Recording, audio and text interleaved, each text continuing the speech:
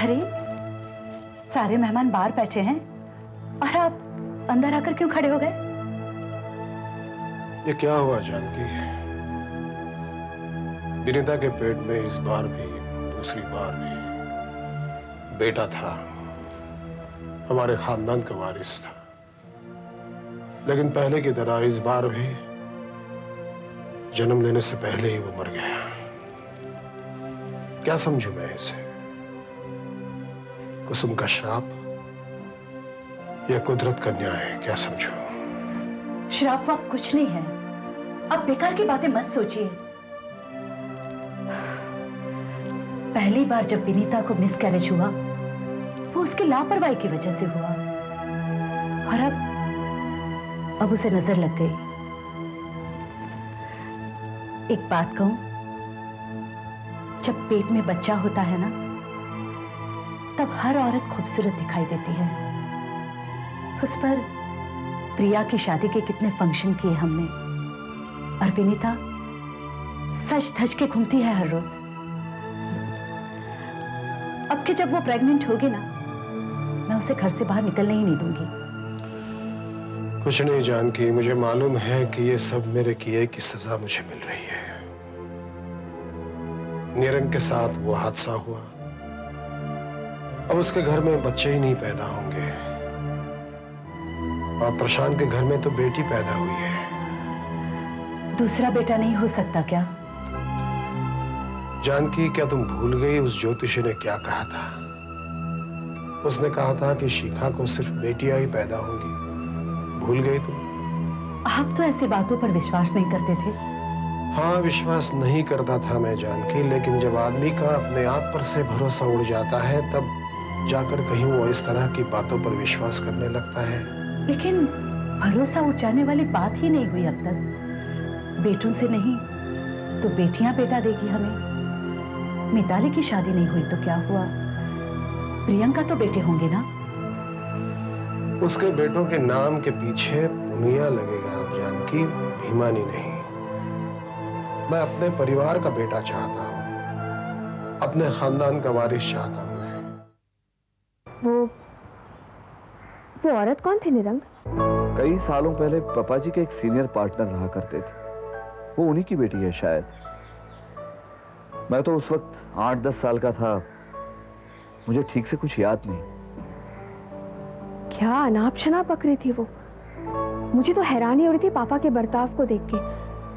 वो आग बबूला तो हो रहे थे, पर उनकी आंखों में एक अजीब सा डर था। होना ही चाहिए, क्योंकि वो औरत अनाप शनाप नहीं बक रही थी। भीवानी परिवार में कभी वारिस पैदा नहीं होगा, ऐसा ही कह रही थी ना।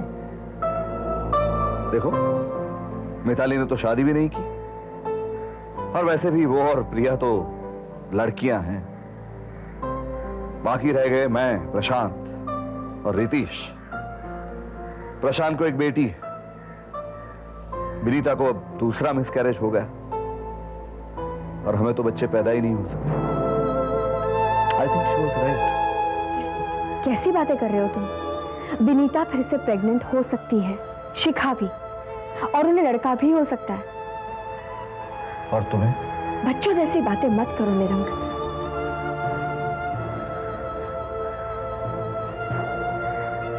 तुम अच्छी तरह से जानते हो कि हम दोनों ने ये फैसला सोच समझ कर लिया है।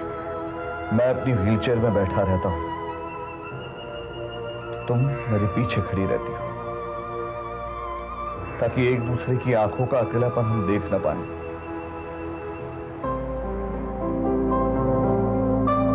एक दूसरे के होते हैं वो लोग, अकेले नहीं होते निरंग। इतने पढ़े लिखे होकर तुम लोग इतनी बड़ी लापरवाही कैसे कर सकते हो रितेश? बच्चा 4 दिन से पेट में मारा पड़ा था और तुम्हें पता ही नहीं। दरअसल हमारे घर में शादी है और उसी के फंक्शंस चल रहे थे, और इसीलिए कुछ दिनों से। बट मैंने पहले दिन से कहा था कि विनीता को मिसकैरेज की हिस्ट्री है, एक दिन चौकन्ने रहने की जरूरत है। मगर डॉक्टर, आज से पहले विनीता ने कभी पेट में दर्द होने की या इस तरह की कोई शिकायत नहीं की। दरअसल सारी गलती उसी की है। शरीर हमें इंडिकेशन देता है, हम उसे इग्नोर करते हैं और ये नौबत आती है। ये नौबत मतलब? मिसकैरेज के अलावा भी कोई कॉम्प्लिकेशन है? हाँ। ये क्या कह रहे हैं आप? जी, डॉक्टर के पास और कोई रास्ता नहीं था। सरिता, प्लीज प्लीज प्लीज बैठो, प्लीज रोना बंद करो प्लीज।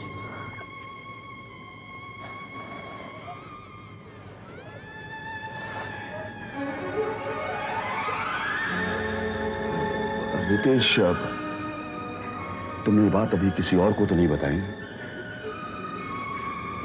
मिताली दीदी थी मेरे साथ। जीतन जी को तुमने बताया? उन्हें फोन कर कर कह दिया कि मिसकैरेज हुआ है, लेकिन क्योंकि घर पर मेहमान है वो अभी नहीं आ सके, सुबह आएंगे। रितेश, देखो जितेंद्र जी को अगर पता चलेगा ना तो उनको बहुत दुख होगा। विनीता उनको वारिस देगी ऐसा सपना था उनका। मैं जानता हूं डैडी,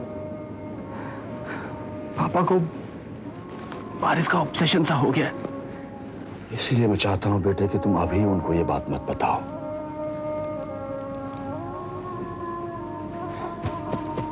कभी कभी झूठ का सहारा लेना पड़ता है बेटे।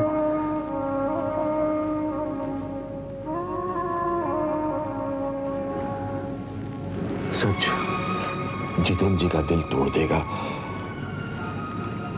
और भगवान न करे शायद तुम्हारा घर भी।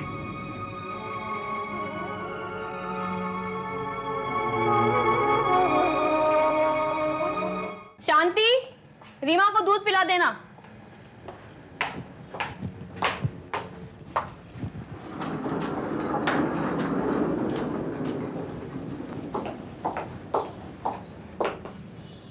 हमें नहीं बताया। आखिर सच्चाई बताने में हर्जी क्या थी? सबको तो बताया ना उन्होंने, और हमें आज सुबह पता चला। लीजिए। देखो, नीरंग भैया और रुचि भाभी को भी पता नहीं था, समझी? देखो, वो दोनों ना शादी के मामलों में उलझे हुए थे, लेकिन हम तो बिजी नहीं थे ना। हम इतने पराये हो गए हैं कि इस घर में इतनी बड़ी बात हो गई है और हमें किसी ने बताया तक नहीं। चाहे हमारी इस घर में कीमत बाहर वालों से कम ही क्यों ना हो। किसने की कम कीमत तुम्हारी बाहर वालों से? क्यों? पापा जी ने विनीता के मम्मी डैडी को हॉस्पिटल भेजा, लेकिन हमें नहीं कह पाए। शिखा, अगर हम लोग हॉस्पिटल जाते तो ये शादी में आए हुए मेहमानों को कौन संभालता? तुम प्लीज रहने दो, तुम तो रहने ही दो।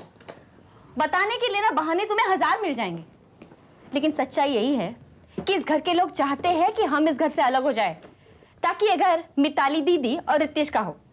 आखिर बिजनेस पे भी तो हक उन्हीं का है ना। ऐसे कैसे कोई बिजनेस पर हक कर सकता है? मैं भी तो रोज ऑफिस जाता हूँ। और आप करते क्या हैं वहां? प्रोडक्शन तो नीरंग भैया देखते हैं, अकाउंट्स डिपार्टमेंट पारेख अंकल देखते हैं, परचेस और सेल्स मिताली दीदी देखती है, और नया बिजनेस वो शुरू किया है रितेश के लिए। ऐसा अपमान सहन करके सिर्फ तुम ही रह सकते हो इस घर में। मैंने कहा ना, मैं रितेश का बिजनेस सक्सेसफुल नहीं होने दूंगा। लेकिन इसका क्या फायदा होगा? अगर रितेश फेल हो गया तो वो बिजनेस मिताली दीदी संभाल लेगी, तुम्हारे हाथ तो कुछ नहीं आएगा ना। देखो, इससे अच्छा है कि तुम मेरे भाई के साथ बिजनेस में ज्वाइन हो जाओ। मैं घर जमाई नहीं बन सकता। तुम्हारी मर्जी, लेकिन इस घर में बहुत जल्दी एक घर जमाई आने वाला है। देखा नहीं, शादी से पहले मर्सिडीज मांग ली, पता नहीं शादी के बाद क्या क्या मांग बैठेंगे।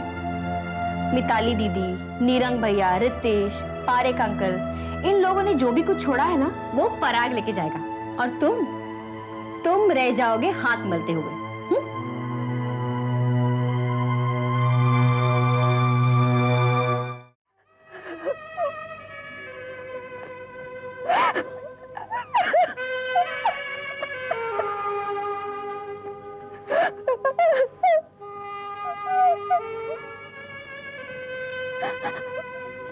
मेरे साथ ही क्यों माँ। Second time. Even the second time I could not keep this child.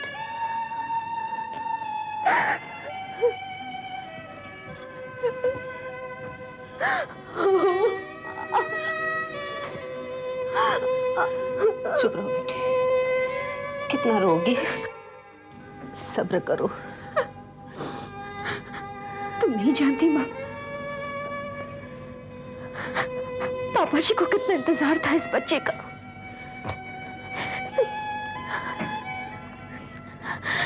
पता है,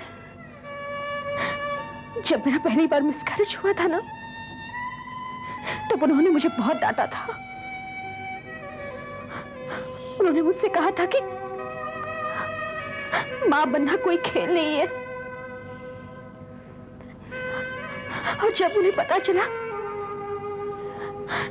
कि मैं दूसरी बार प्रेग्नेंट हूं, तो वो खुद जाकर मेरे लिए एक गिफ्ट लेकर आए थे।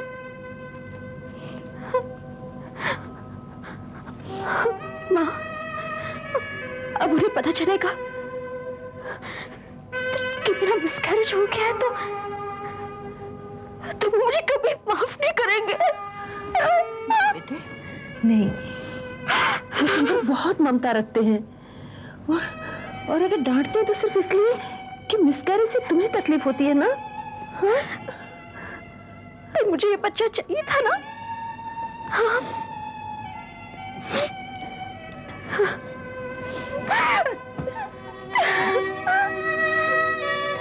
बस बेटे, बस। माँ, सवाल ये नहीं है कि पापा जी मुझे माफ करेंगे या नहीं। सवाल तो ये है कि मैं अपने आप को माफ कर पाऊंगी या नहीं। मैं अपना बच्चा संभाल नहीं पाई माँ।